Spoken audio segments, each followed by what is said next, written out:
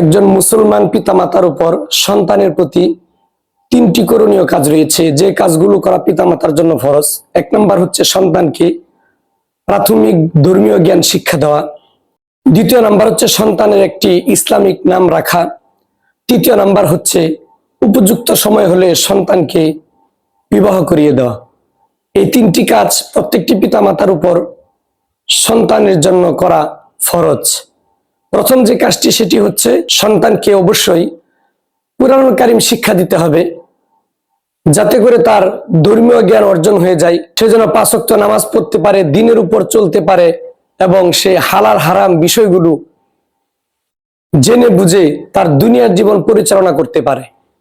দ্বিতীয় নম্বর হচ্ছে ইসলামিক নাম, এমন একটি সুন্দর নাম রাখতে হবে যেটা কোরআন হাদিসে আছে, অথবা যার অর্থ সুন্দর, অথবা কোনো সাহাবী, তাবিঈন অথবা কোনো পীর বুজুর্গের নাম।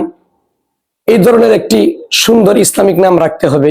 তৃতীয় নম্বর বিষয় যেটা উপযুক্ত সময়, যখন একটি ছেলে অথবা মেয়ের বিবাহের উপযুক্ত সময় হয়, তাকে ছেলে হলে একটি দিনদার মেয়ে বিবাহ করিয়ে দেওয়া, আর মেয়ে হলে একটি দিনদার উপযুক্ত ছেলের হাতে তাকে উঠিয়ে দেওয়া। এটা হচ্ছে বাবা মার ফরজ দায়িত্ব।